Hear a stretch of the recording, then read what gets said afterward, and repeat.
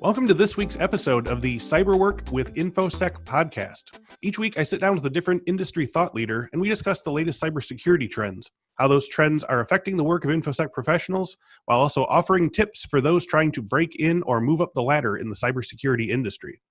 John Wheeler is our guest today. He's the VP of Security at Topcoder, a tech network and on-demand digital talent platform with 1.5 million gig economy technologists in 190 countries. Prior to Topcoder, John spent 4 years in consulting, helping clients migrate cloud-based technologies and solutions. His background is in enterprise and carrier-grade technology, having worked in the telecom industry for more than a decade. He has a BS in electrical engineering from Purdue University and an MS in information technology from Northwestern University, and holds a CISSP certification. We're going to be talking today through several topics, but in particular, the concept of hyperspecialization in cybersecurity and coding. John, thank you for joining us today. Thanks for having me. I appreciate it. So tell me a bit about your security journey. We talked about some of your past jobs, but how and when did you first get interested in computers and security and technology?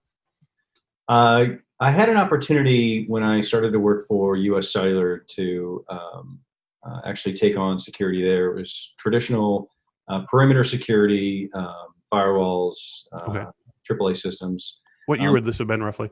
I started with US Cellular in 2005. Okay. And then prior to that, that was really I had an opportunity to do leadership before that, but that was really the transition from my individual contributor role to just purely leadership.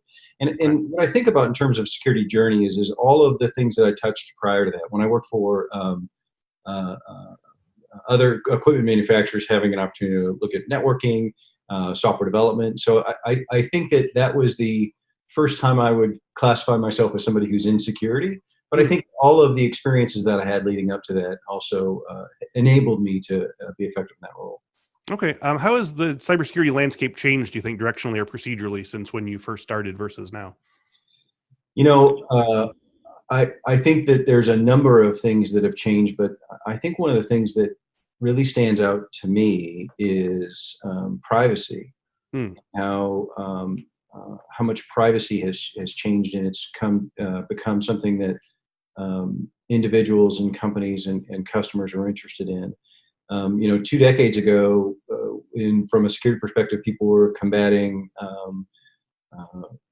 viruses and worms and various nefarious activities that people could wield in a network. And now it's trying to ensure that the information that they manage and control is handled in a secure fashion and follows good security practices. So I think that the biggest thing that's changed from my perspective is the focus on privacy.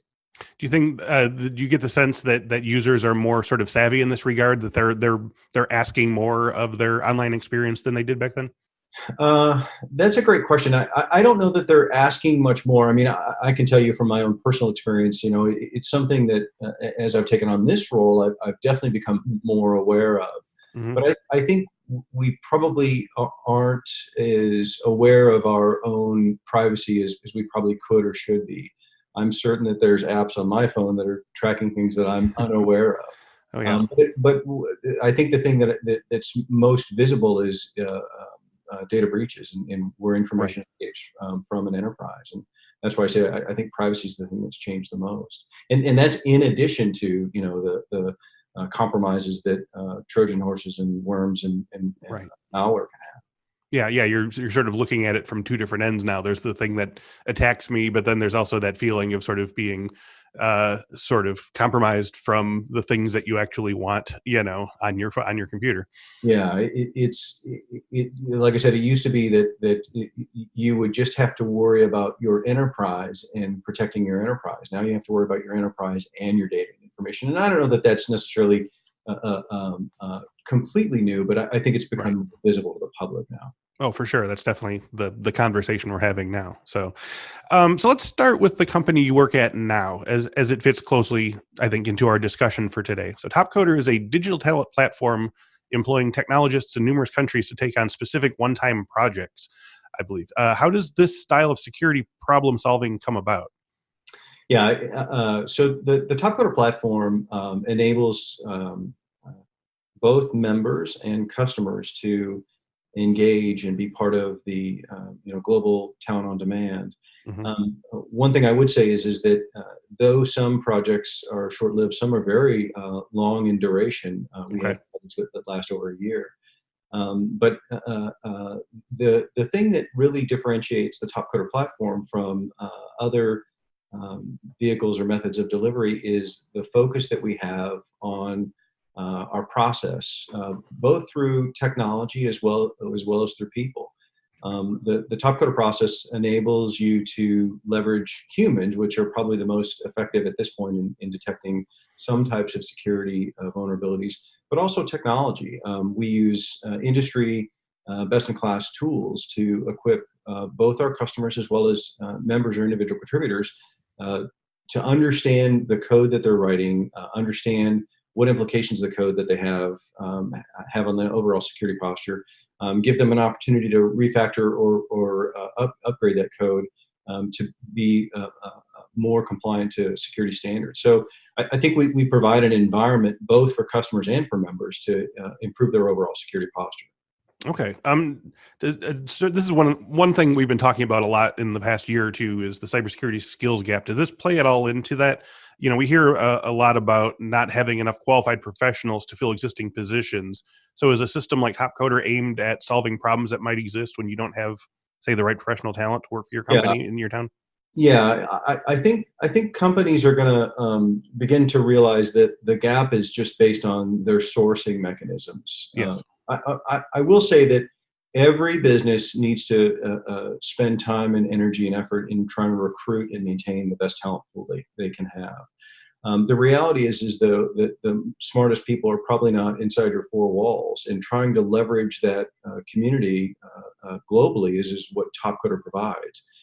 So having the ability to have access to that talent pool, we don't see the gap that others see. We have an elastic community that responds to the types of work that people are interested in. This kind of speaks to the hyperspecialization. We have folks that globally want to focus on very specific things and want to become the best at those things, whether it's data science, design, or QA. And so having that community available and accessing that community is really going to be the shift or change in businesses. And we're seeing it already. Fortune 100 companies are embracing crowd-based solutions because they recognize that they're not going to be able to do those within their four walls. Okay. Can you give me some more examples of some of these hyper specialization areas that people are getting into? You mentioned data science and so forth, but like, what are some of these? I wouldn't say titles necessarily, but what are some of these skills that you see people really drilling down into? Yeah, and when I talk about hyper specialization, especially when I talk with customers, I always ask them, are there things in your job that you like to do, and would you prefer to do those things? And because we all have jobs that there's things that we like to do and things we don't like to do. And so, Hmm. an example from my perspective of the hyper specialization is we'll see people that want to just focus on a skill or ability that they're proficient in or they understand really well. Maybe it's designing and building APIs. Maybe it's front end development, designing and building the front end. Maybe it's the integration between the two. It can be just ETL. We have people that specialize in just building algorithms for image recognition. We have people that just focus on AI. So they become experts in those things. And that doesn't mean that I don't know that they're mutually exclusive. I don't know Hmm. that you can be hyper specialized and not have some generalization. What I do Right. think is that in your career, you may not have the ability to specialize in something because the expectation is that you have this generalist capability, and that's what the talent on demand community provides, is access to those people that want to be the best at whatever skill that you're trying to solve. So this sort of supplants, or not supplants, but this augments your current position. You have to be sort of a generalist in your day job, but you can be a hyper specialist on these specific projects. It sort of sounds to me like, I used to work for physicians, and you'd have certain types of medical specialists that just work on a certain type of vein, and Yeah. just do that all day long. But obviously, they still have some generalist background. Well, yeah, the analogy that I always use is when you're building a house, you get a general contractor, because the general contractor is the one person that needs to understand how to talk to the guy that pours the foundation, the guy that does the electrical, the guy that does the plumbing. But he probably doesn't do those skills. He lets them out to other people that are experts in that. And that's what I think that part of what Topcoder provides that truly differentiates from competitors is that you have access to this hyper specialization that you otherwise wouldn't have access to, and it's a passion economy. If you go through traditional methods of trying to find skills and abilities, you may get a laundry list of buzzword bingo on a resume that fits your overall need, but when you're finding people in the passion economy, you're finding people that are the most interested in solving that particular type of problem. And that's what's a true differentiator.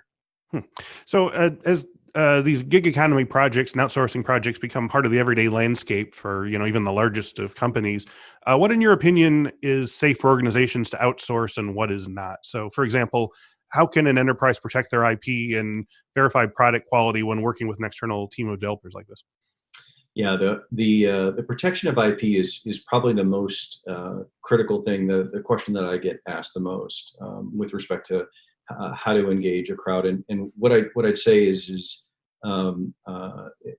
we've built over the last 20 years a number of different methodologies to assist customers in protecting their intellectual property, from things like building synthetic data to be able to mask or manage their existing data, building translations to be able to translate their data into a different domain, to building up scaffolding of their existing infrastructure. Customers will say, well, wait a minute, I have my own authorization system that's a little bit different. How am I going to be able to use that? So we'll build up mock systems. This isn't actually that dissimilar from what most companies already do if they have a development environment. If you have a development environment, you don't take your production data and put it in your development environment. At least from a security perspective, that's something that you shouldn't be doing. So it's not that much different than what they traditionally do. I think the thing that customers are better understanding is that this looks more and more like what they're already doing. It's just how they're engaging in the work. So from an advice perspective, I'd say, whatever policies you have internally, those policies can be mirrored with leveraging and using the community. It's a matter of understanding and adapting those policies to how the community interacts. So if there's data that's required, how do we either sanitize or obfuscate that data to be able to be used in the community? If it's code, how do we stub things out so that we can interact with the systems that are required for them to interact with, but do it in a manner that better represents a scaffolding or a mocked up system? So I'd like to talk a little about Topcoder's ranking system for coders. Sure. I looked at the page explaining how the figures are calculated, and as someone whose eyes tend to glaze over a bit as soon as a sigma gets introduced, I got a little lost. Could you tell me about how the calculation system was devised, what it's built to emphasize, and what the complexity of the formula is aiming to remove from the equation, i.e. people who might try raising their scores by getting involved with as many projects as possible without doing any work for them? Yeah, I think the shortest answer is that our scoring system is based on traditional chess metrics, Okay. how you would score a chess master. But in its most simplest terms, the folks that engage in a passion economy or a crowd economy, they want to be able to understand how they relate to their peers in that economy. And so providing a transparent mechanism of scoring and ensuring that they can see how effective their outcomes look compared to others is an important aspect of engaging that community and making sure that they're interested in the types of works that you do, and also giving them feedback into how they're performing. One way of thinking about it, is if you're in a competition and you're competing against people that don't know as much as you, the expectation is that if you're more knowledgeable, you're going to win. And so what we want to encourage people to do is to try to compete against the best. And that's what the scoring system helps do, is it reflects when you're competing against the best, the metrics of the individual members. Okay. Have you seen any evidence that people were able to sort of leverage their ranking level as like a sort of calling card for, jobs who might want, they might want to jump into a high level security job, but due to various machinations around the skill gap, they might not be able to show off their real world HR skills to people who are only looking for search or job titles? Yeah, there's a couple of different, I think, avenues for that. I think first and foremost, we do see members reference their skills and abilities in a CV or resume. In addition to that, it's well known that both Facebook and Google will omit, first round interviews, basically code qualification interviews if you have a certain ranking within Topcoder. I think the other place that it's important is one of the things that is effective in building and managing a community is rewarding that community and recognizing that community. Annually, Topcoder has something called the Topcoder Open, TCO, and every year we gather together the best and brightest from the globe, and we have a competition for a few days. It's actually coming up here in November, and we host those members, and only the best are able to come and compete. And so it's kind of the world championship of software design, development, data science, and it gives them the ability to not only meet folks that are in their vocation, but also gives them bragging rights as a result of that competition to be able to say they were the best for that year. So I think that's representative of how they can use those scorings. Okay, to the other side of that, do you have a sense for HR people or employers, like how do you sort of read a number? Like what sort of translatable skills will they see in someone that has, I don't know what a high number is, 1,200 or something like that, are you seeing, is it showing sort of accuracy? Is it showing quickness? Is it showing problem solving skills? Like what are, I think it's probably all the above. I think to effectively compete in the community, they need to be able to work within a team. Part of our platform enables members to work with each other. We have processes in place to ensure that as members are submitting solutions, those solutions get verified. So they work with folks called reviewers that are part of the platform. They work with co-pilots. So they exhibit teamwork. They exhibit individual contribution. They exhibit the ability to receive feedback. Oftentimes when members submit, they may be scored on something and they may not understand that. So they have to work with their peers to be able to understand what their perspective was on that. So I think it's all the above. I think the reason why I would struggle to put it into a box that fits well into HR is that typically with HR that you're looking at a CV or resume. And one of the things that, if you go onto our website and you look at a challenge, you can see the interactions that members have, and you can see the real world problems that they're solving. I think it's really hard to do that from a staffing perspective. Sure. To look at what somebody's done other than through their own lens. Okay. And you could, as a competitor, you could say, here's the 15 competitions I competed in last year. Here's the 25. It's much, much easier, I think, much more transparent to be able to show a potential employer the things that you're proficient in and how you've been able to perform on those tasks. Can you, I meant to ask this before, but can you sort of tell me a bit more about these competitions versus the sort of like specific projects? So you have sort of these challenges that are aimed to sort of show proficiency that would maybe make you more qualified to take on the projects that people are requesting of you? Yeah. Right? So the model itself is based on a competition model, and it basically is each one of the problem statements is presented as a challenge. The problem statements are broken down into small enough chunks. We often refer to as atomized. It's not really that dissimilar from a traditional agile approach. If you have a scrum master that's managing a work stream and he has a number of stories, he has to figure out, is this story going to be multiple tasks? Am I going to break it up over a sprint? Those same types of activities go on when you leverage crowdsourcing or community to engage members of our community to solve those problems. So those same types of skills that you would use to break down enterprise work streams are the same types of skills you'll use on the community platform. Okay. So I want to go back to hyperspecialization as sort of a career choice, I guess, maybe is what I'm looking for.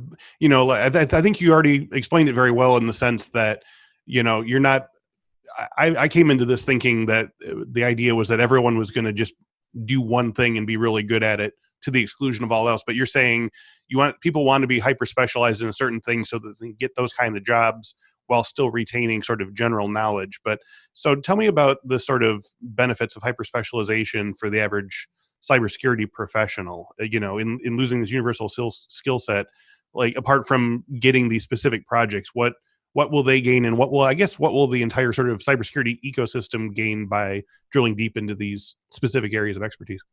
Yeah, and I'll maybe use a specific use case. So if we have a challenge that's either recrafting or designing a front end, oftentimes you'll get exposed to OWASP top 20 or top 10 types of things you need to be aware of, especially input validation. And so by running through that type of challenge from a software development perspective, the individual contributor can understand and see how their solution best meets the needs of the problem, but also it ensures that it supports security best practices. And so, but that doesn't limit them to just working on front end types of development.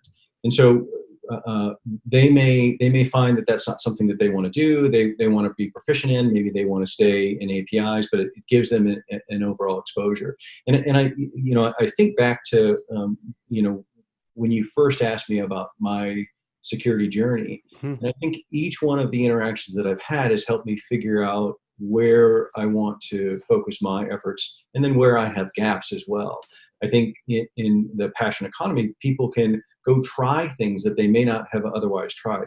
The reference case that I always use is we have a lot of folks that compete part-time on the platform. They're still trying to figure out what they want to do, and they have an opportunity to use spare time to work on the platform. And so maybe their day job is working on SAP, but they really want to learn Node.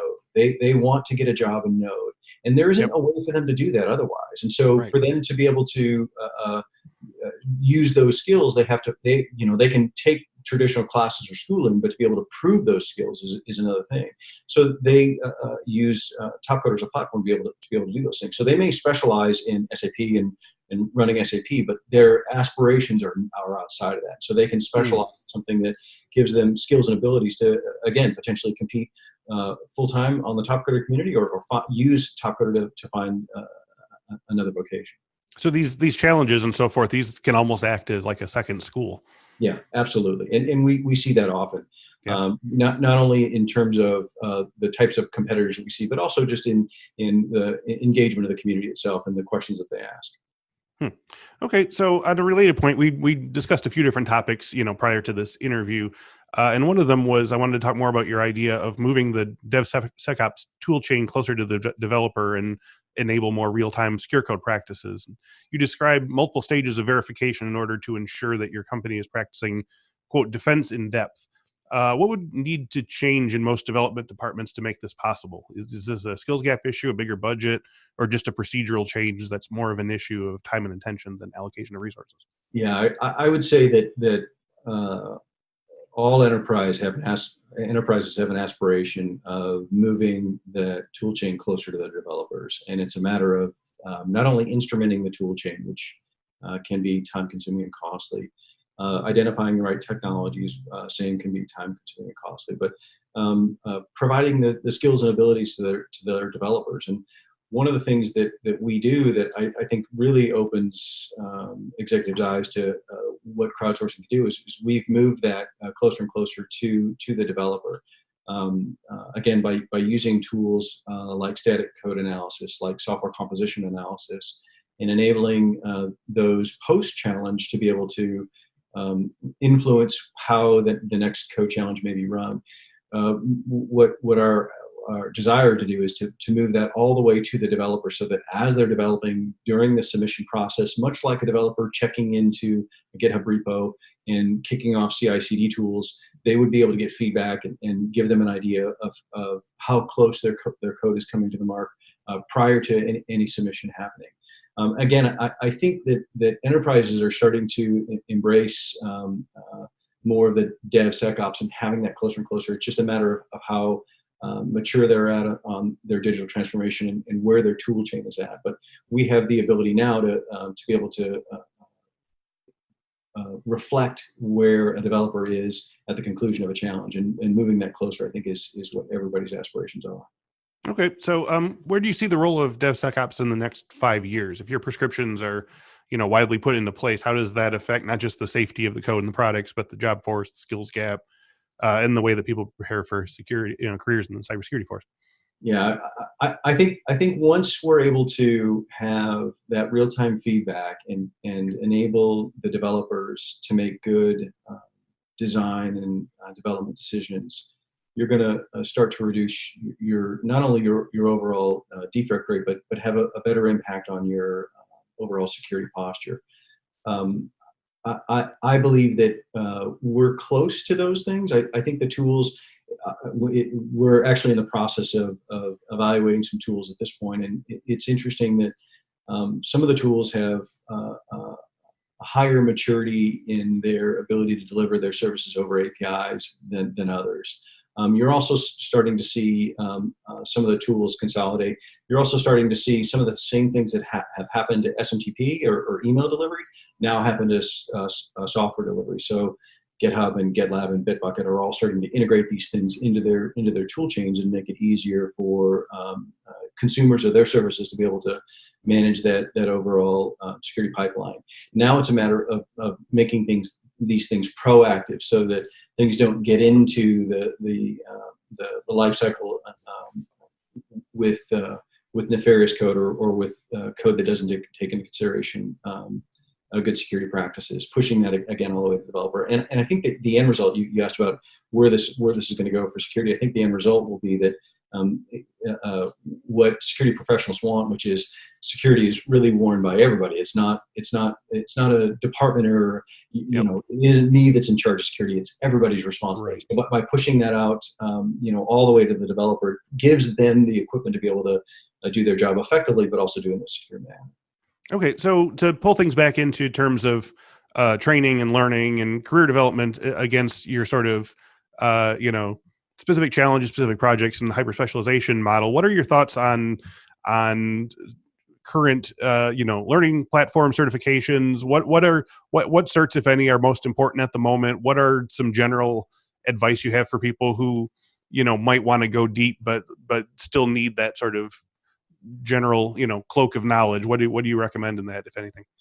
Yeah, I think it's important to understand what you like and mm-hmm. Take an opportunity to focus on some of those things. Thinking back to my career, I've jumped to a number of different things. I actually started in software development and realized that I wasn't a very good software developer. I wasn't terrible, but I recognized the people that were really good. Yeah, there's that specific spark.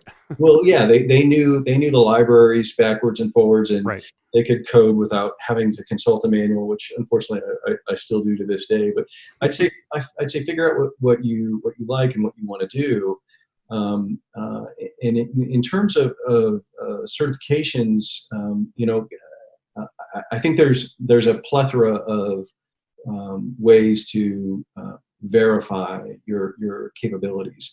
I just recently took and passed the CISSP, and it is a compendium of information, and I'm grateful for the background that I have because it crossed so many domains from network to systems. But at the same time, it's a challenging certificate to go obtain, and so I think it really depends on what you want to do. Topcoder is a cloud-based company, so we use a lot of AWS, and I think a lot of the cloud-based vendors, whether it's Azure or Heroku or AWS, are great places to get some level of certification.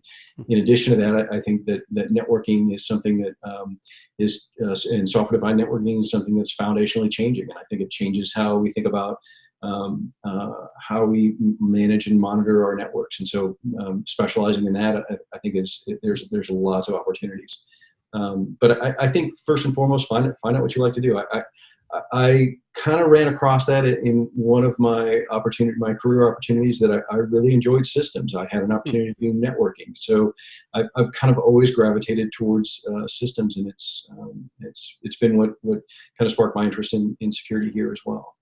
Yeah, that's great advice. You just because you're able to sort of try a lot of different things and see what you like, and not necessarily chase the money or whatever. Just find the thing that you can do, like you say, without a book and without looking at the cheat sheets or whatever, and then you're on your way. Yeah, my son is pursuing his degree, and he'll come in and he's living with me now, and he'll come in and look over my shoulder and he'll say, "I still marvel at the things that you type into a command line and how you came up with those things." And so just having a passion about what you do and being